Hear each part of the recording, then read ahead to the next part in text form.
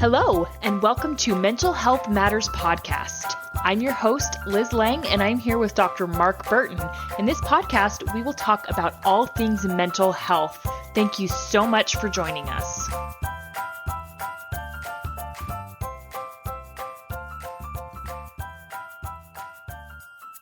Hey guys, Liz Lang here with Dr. Mark Burton, and this week we are going to get into successful marriages. We've talked a lot about relationships in the past, and we haven't done it in a while, so we're going to circle back to it because it's both mine and Mark's favorite topic. It also happens to be the month of my anniversary, and so, that makes me feel nostalgic. Happy anniversary. Thank you. We're celebrating 11 years, so pretty exciting. And we're going to start off with the question, how do you measure the success of a marriage? Okay, so here's my proposal. That's a hard one. Right? Okay. Here's how I measure it. If one of you dies and you're still married, your marriage is a success. Well, I think that how do you measure the success of a marriage? I think it's about, are you both fulfilled and happy? Mm-hmm. And that's part of it. Yeah. And I think too, and I was going to I guess I kind of gave that a bit of a caveat, is if you're really old and one of you dies and you're still married and you've been married for a long time, then I would say your marriage is a success because it can't end in divorce at that point. That's right. But my only concern about that definition is there are a lot of people who stay in unhappy marriages. Yeah. Because one, there are many reasons. Financially, it's hard to get a divorce. I mean, even for adult children, it's hard when they're older parents. Divorce, I think, their loneliness. So there are any number of reasons that people stay in unhappy marriages. So even if you die married, I don't know that it's always a success. I think sometimes, unless you're defining success as you just muddle through till the end. And see, for me, I think it's about being happy together and having joy in life and the satisfaction of being married. Otherwise, I don't quite see the point. I agree. Being married. And so, you get old together and you have all these common values that you share, like Lindy and I, we're getting older and our focus, it's us, but it's also a lot the grandkids. And find a lot of satisfaction and joy in that. And we both do that. That's what we both want. And I recognize that there are a lot of people who do stay in unhappy or even unhealthy marriages for any number of reasons. So I don't know that you really could measure success. And I think the reason why you can't really measure is because it's too variable. Like there's too many ways to define what a successful marriage is. Mm-hmm. Right. And that definition is going to be different for every marriage, I think. Mm-hmm. Yeah, exactly. I've certainly talked to friends who are married and they explain how things work in their marriage. And I'm like, wait, what? But it works for them. And then I've talked to friends and I'm like, yeah, this is the way we do things. And they're like, wait, what? But it works for us. I say that to couples often. I say, you're two adults and you get to define how your marriage is. You get to do that. And it may not be exactly what society thinks it ought to be or what others around you think the marriage ought to be, but you get to define it.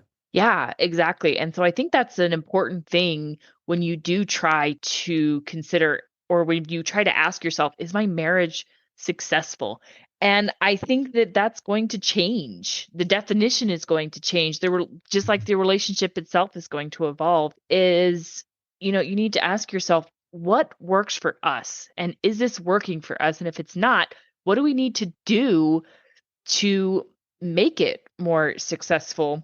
I don't think there is one right way to define a successful marriage. I think if two people are happy and they're fulfilled and they're, they love each other, then I think you can call your marriage a success. Now, one thing I do also believe in is I don't think that just because you feel like your marriage is a success doesn't mean it's always going to stay that way. So Curtis and I, we don't ever just kind of nonchalantly toss around the word divorce. Like we don't ever jokingly say, oh, ha ha ha, let's, I'm going to divorce you. Or, jokingly say, oh, wow, you do that? Huh, I want a divorce, right? We don't even joke about that because we consider divorce to be very serious. And it's something that neither of us ever wants to go through. But we also don't just assume that we're immune to divorce. And so I think that couples can sometimes fall into complacency in their relationship, and they just assume that things are going well, so our marriage must be successful, and they get too complacent. I don't think you ever want to get too complacent in your relationship. If you feel like you're complacent, you got to do something to step up.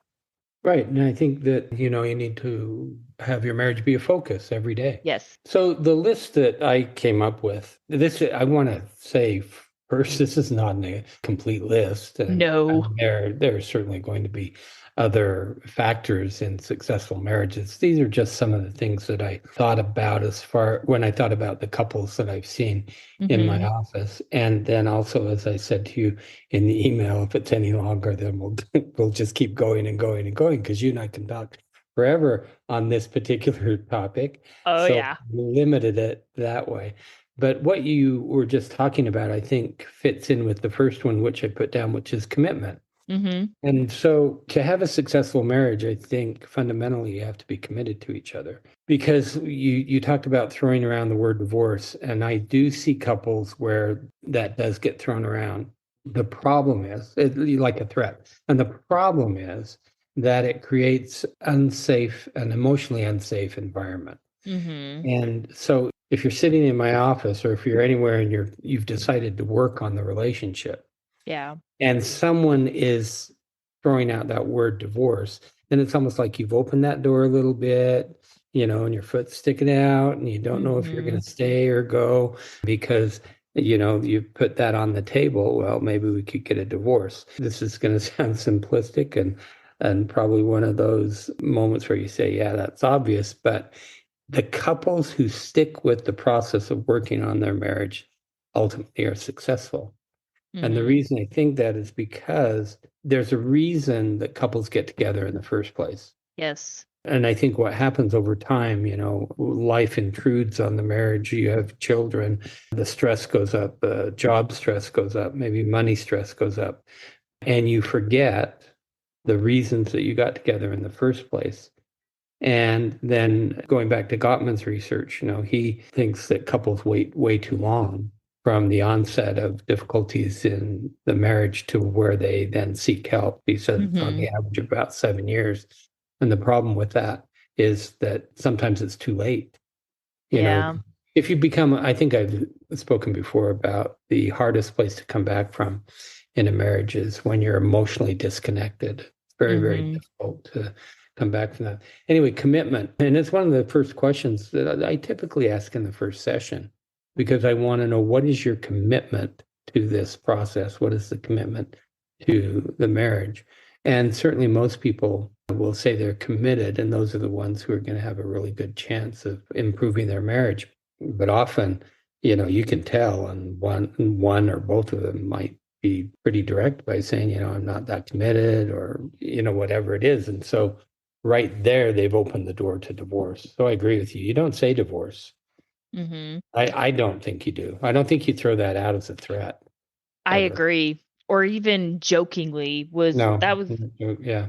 because I don't think divorce is a joking matter. I think it's a very serious matter. And one thing that Curtis and I have we went into our marriage with the mindset of divorce is not an option for Right. us because no matter what happens, we're going to work through it. Now, thankfully, I mean, in 11 years, I feel like we're doing pretty good. Right now, I can say my marriage is a success Right. But because, what you just described as commitment, you didn't use the word, but that's what you described.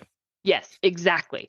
We are committed and we are committed to this idea that if things get rocky and if they get hard, we will stick it out and we'll Hmm. figure it out. We'll work together. In fact, there was a time, it was probably about a year and a half ago, where we had some genuine friction in our relationship. And it was the first time it had ever happened. And it scared me a little bit. And I'm sitting here thinking, if we can't work through this and if we can't get this figured out soon, we are going to counseling Hmm. because I Yeah. didn't want to be that couple that waited too long, right? And so I think that if you're having these early warning signs or if something feels off or if there's anything going, seek help Yeah. now, Yeah, right? Address I the agree. problem. Do not wait too long. Yeah. Hmm. So commitment. Then the next one is communication. And we've talked a lot about communication, Hmm. in various contexts. But so the first three, I'll remind our listeners to listen to understand, validate, have empathy. The one that I don't think we've talked about, or maybe I've even mentioned, is the fourth step, which I try and help couples with, is solution or Yeah. resolution. And when I'm trying to help couples learn how to communicate better, I will often say that's the least important step. It doesn't mean it's not an important step. I just think it's the least important step because Hmm. I will see couples often where one of the problems that they're dealing with is they can never come to solution. They can't solve their issues. Yeah. And so having a solution to the problems of the issues, that's really important. But I think Hmm. you need to go through those other communication steps first. And so being able, I think here's the thing with communication and successful marriages. You have to be able to do all those three, listen, validate, but you also have to be able to come up with solutions that you're both happy with. Yeah. And that's a really important factor, I think, in successful marriages. Yeah, absolutely. And so one example that a good example that I like to throw out, because this could be a major issue for couples and you have to find a solution, is one individual in the relationship wants a baby, the other one doesn't. That's a big deal. And there's no compromise. Right. There's no middle ground there. And so what it comes down to in terms of that we've talked about before in the past is this idea of validation and empathy. You have to understand where the other person is coming from and put yourself in their emotional space. And you have to be able to validate their reasons. And again, we say this all the time, but for anyone who's maybe newer to the podcast, validation does not mean you agree. So Right. you can validate someone, like for example, you could say, I really see why it's important to you to have a baby. I can see this. I can see this emotional reasoning you have behind it, and I can understand why you want this. And then you can go on to say, here's why I disagree, or here's Yeah. my thoughts and opinions on that. That's a very, very important step, and one that can be hard to learn how to do, but it's crucial. Yeah. And so through the years, I've certainly run into couples where that's an issue. But I think, as we've mentioned before, talk about this before you get married. Yes. And sometimes, people change. And so I understand that. And that's really difficult because, if you talked about it before and let's say you agreed, okay, we aren't going to have children. 5 years into it, one of you says, oh, I really want to have a child. Well, you've changed the basic agreement of the marriage. And so Hmm. it's not that you can't solve that, but it does become difficult because you did talk about it. But I think it makes it less likely for any type of disagreement if you cover it before, if you're on the So same page. right. And so let me specify. I was talking specifically about another baby. So maybe you Oh, wanted right, kids. Right. right. Because, that can be an issue that come up. I mean, I know when Curtis and I first got married, we originally said 4 to 6, and then we Yeah. actually had a baby. And we're not, yeah. Okay. I was in, Lindy still kids me about this. I said six when when we got married. I don't know what I was thinking. Right? Well, I ended up with four, which is great, but I don't know why I said six. Anyway, but even then, see, I think before you get married, I think you ought to have an idea, like how Yeah. many kids do you want? Yeah. And it'll change. I mean, as you and I both have found out, once you Yeah. have the first child, it changes for you. But it's a good idea to talk about it. Yeah, right. And so, another one could be, getting a pet, right? Or Right. Yeah. anything can happen. Like there's so many things. And so I think you have to go into a marriage expecting there to be bumps. That's one of the things that you've talked about is Yeah. oftentimes Yeah. couples, they're so in love and the relationship is so new and it's so exciting and you're so amiable and everything just seems, you look like you're living on cloud nine. Well, that bubble's going to burst eventually and you're going to have bumps. And so you need to go into the marriage knowing there is going to be conflict. You Right. cannot have two people who have lived completely separate lives bring their own lives together, live under the same roof, and expect there never to be conflict. Right. And I've said I think it takes 5 to 10 years to figure out how to be married because of that, Mm-hmm. because you're bringing two people together. So the next one, transparency. I think transparency is the foundation of trust.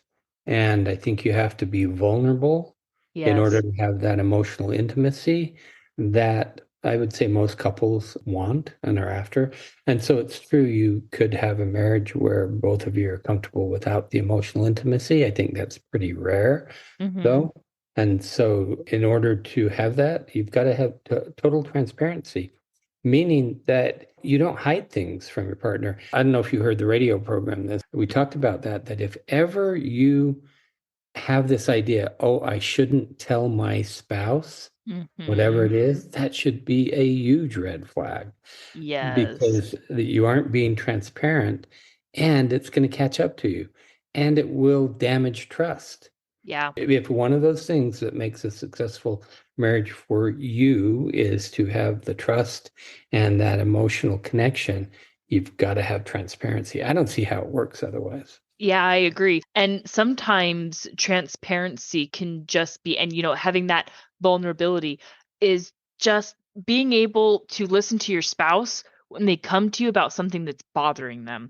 That's Hmm. an important part of vulnerability is each individual in a relationship needs to feel like they can talk to their spouse and say, "Hey, this is something that's going on in our marriage or in our relationship or something that you're doing and it upsets me and this is how it makes me feel." It's important to be able to one express that and two for the person who is being told this to be able to accept it and not to immediately go on the defensive. That's a big part of, I think, transparency, or maybe Yeah. it's just a different aspect of transparency. It kind of goes back to that conflict resolution as well of, you have to be able to talk to each other and have a dialogue about difficult things or hard things. Yeah. And I think one of our primary tasks in a marriage or a long-term relationship is to create emotional safety Yeah. and certainly physical safety, but mostly, emotional safety. And I think one of those things that does that is that transparency goes back to what you just said is if you're emotionally safe, then you can go to your spouse and say, hey, I need to talk to you about, whatever it is. And so, yeah, you Mhm. need to be able to have that. Yeah. I know one thing that's helped Curtis and I throughout the years is we both have an understanding that, and I guess maybe it's more so for me, and I don't know if it's just because I'm more sensitive or what, but I have this understanding that Curtis has no intention to harm me emotionally. He's not a cruel person, and I guess kind of goes back to that transparency and that emotional safety is that I know what his intentions are. I know he has nothing but good intentions and respect for me. And there's definitely been times where he said or he's done something that it didn't feel good to me and I didn't like it. And I've been able to go to him and say, and I always started with, I know this wasn't your intent and I know this isn't what you mean to do, but this is how it makes me feel. Mhm. That's very important to be able to do in a relationship. Yeah, I agree.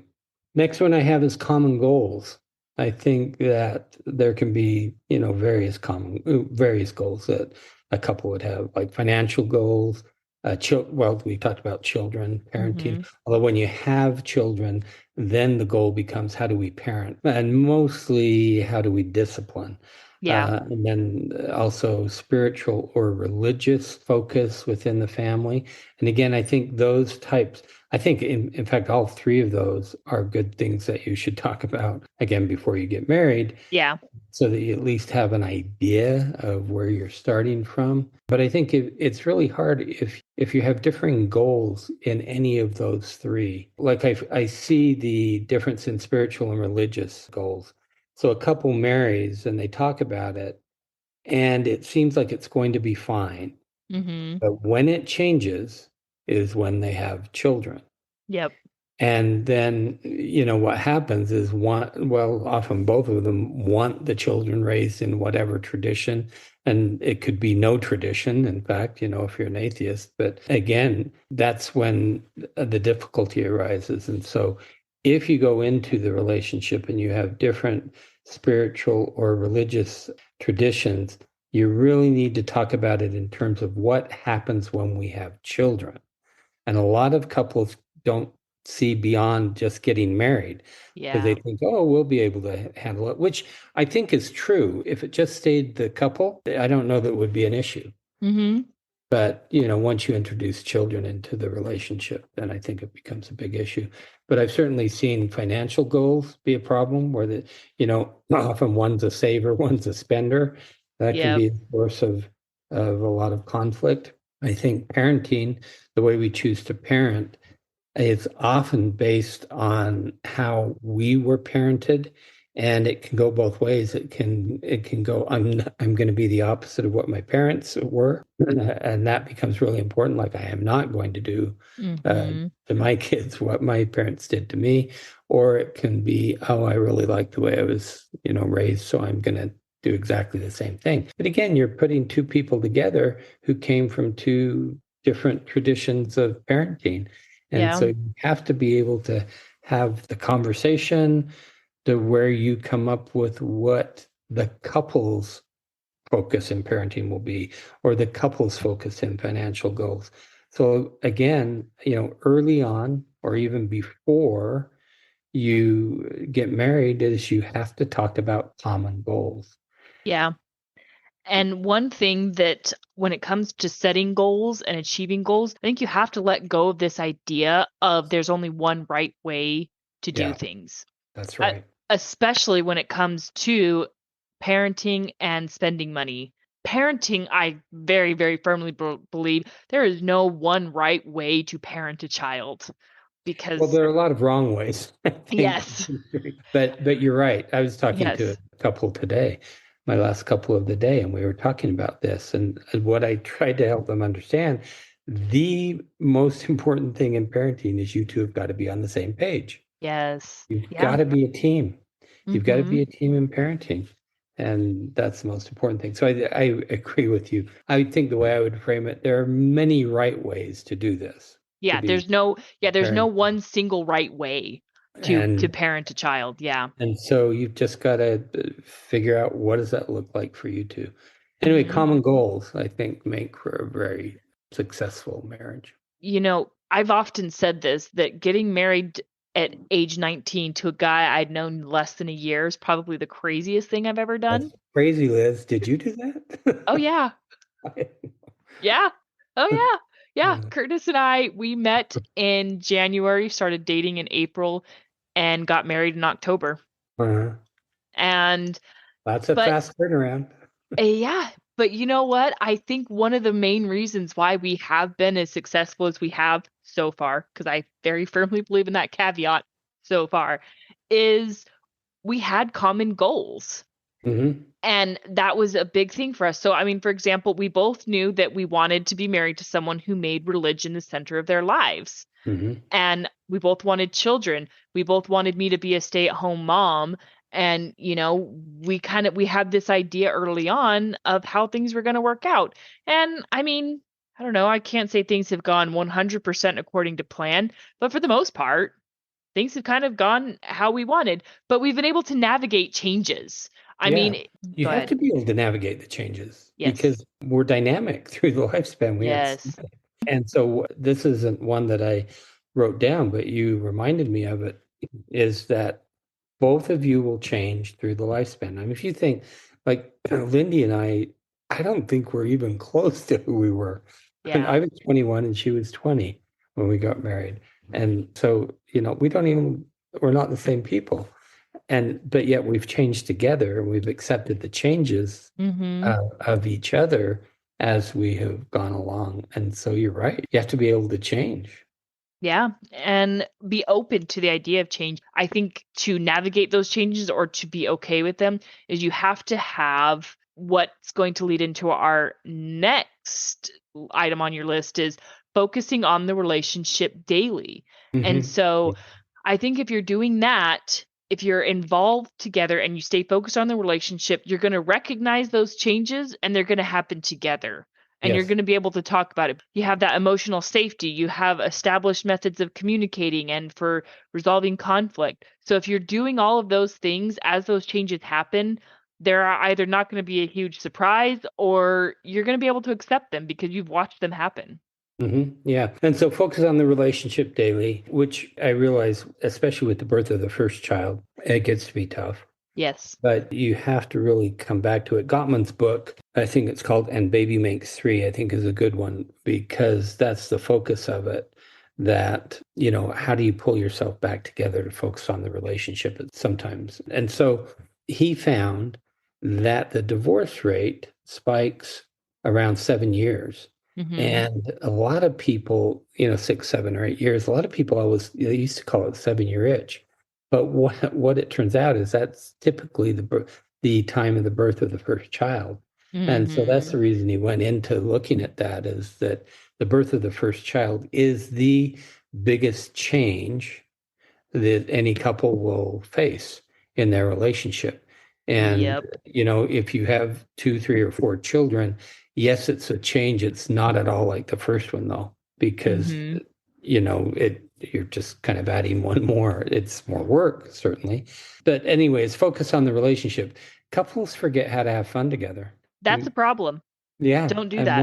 one of the things that brings us together, like because I'll ask couples who are struggling, I'll say, "Tell me about what it was like when you were dating or when you were first married."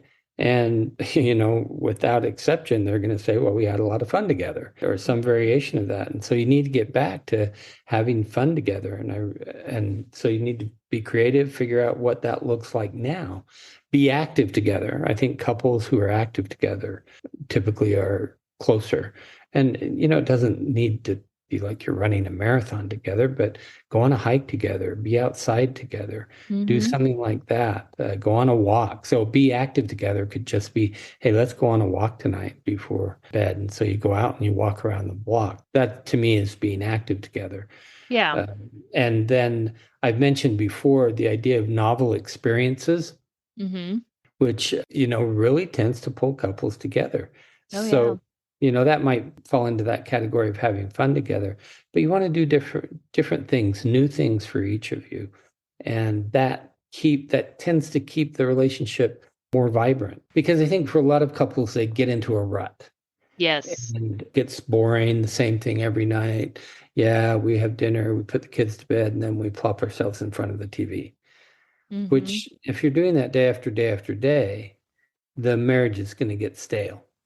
Yeah. And so you want to be creative as to what it is you're doing together. And oftentimes, all that it takes when I see couples and they're telling me about they're either looking at their phones or on their tablets or in front of the TV, one of the suggestions is just have 1 hour every night of an electronic free zone where you Yep. turn everything off, put your phone away, turn off the TV, and just sit. Now, sometimes they'll say, yeah, well, what do we talk about? And I say, don't worry about it Mm-hmm. because if you just are consistent, what'll happen is you'll figure out things to talk about. But sometimes people are so uncomfortable with silence.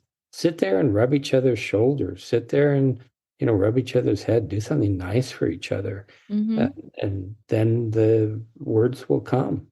Yeah. I mean, you'll find something to talk about. I mean, because if Yeah, silence is awkward, you're going to find a way to fill it. that's right. Eventually, So, you will. I think the focus on the relationship daily is you have to be intentional about it. mm-hmm. And, a lot of couples nowadays they're two career couples and their kids.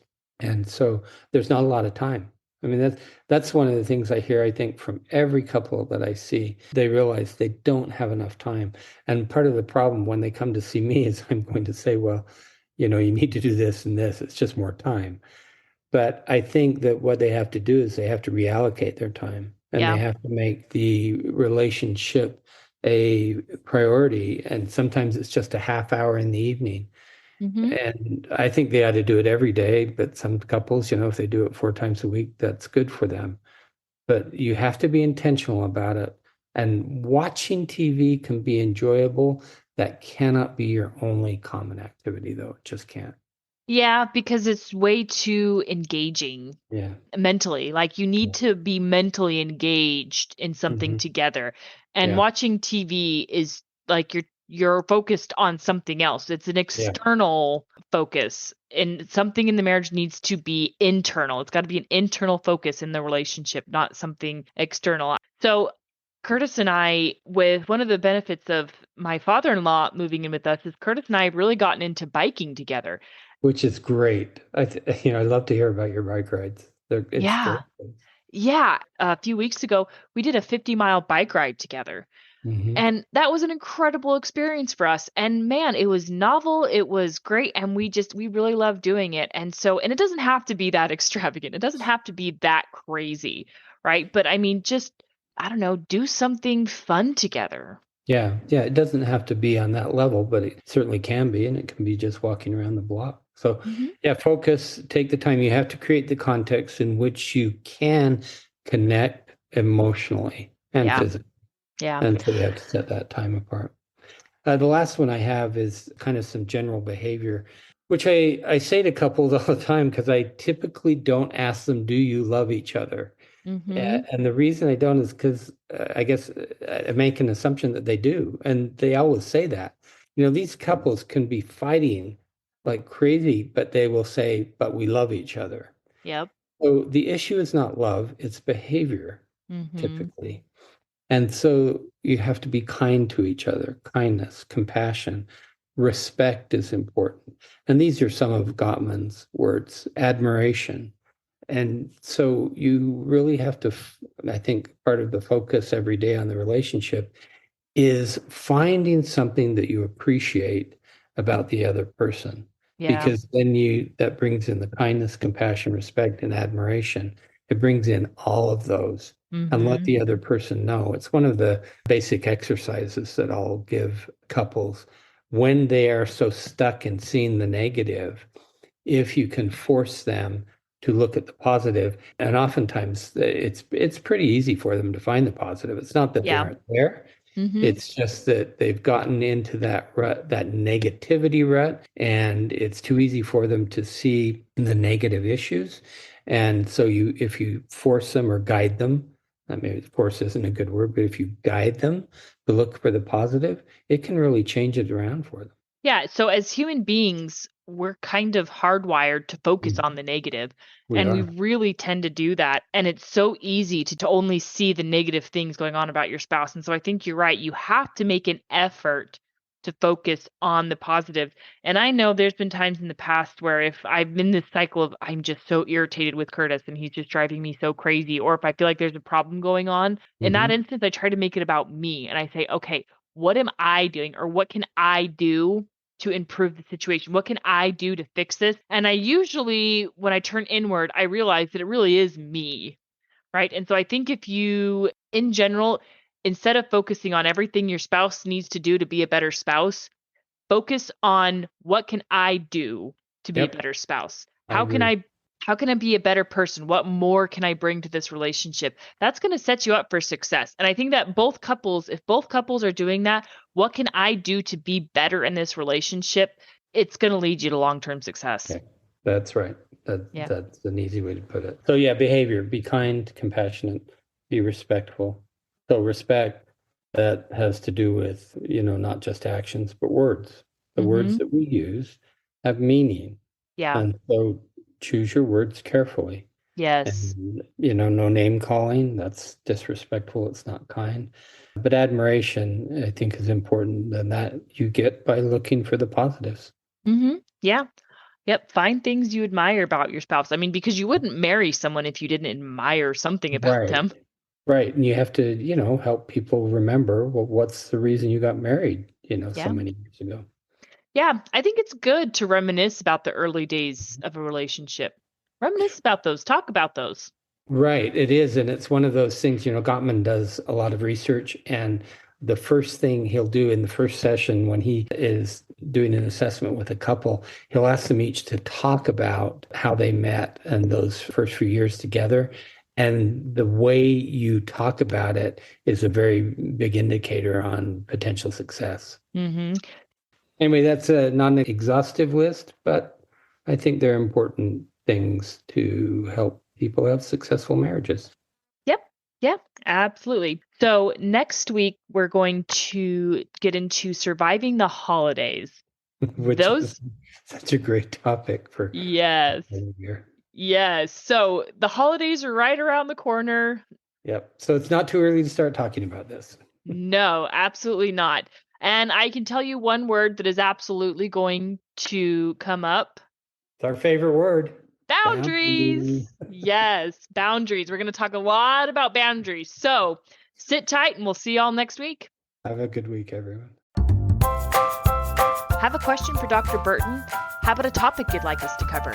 Send us an email at mentalhealthpod21@gmail.com. This podcast was produced and edited by Liz Lang. Music is by Audio Lounge.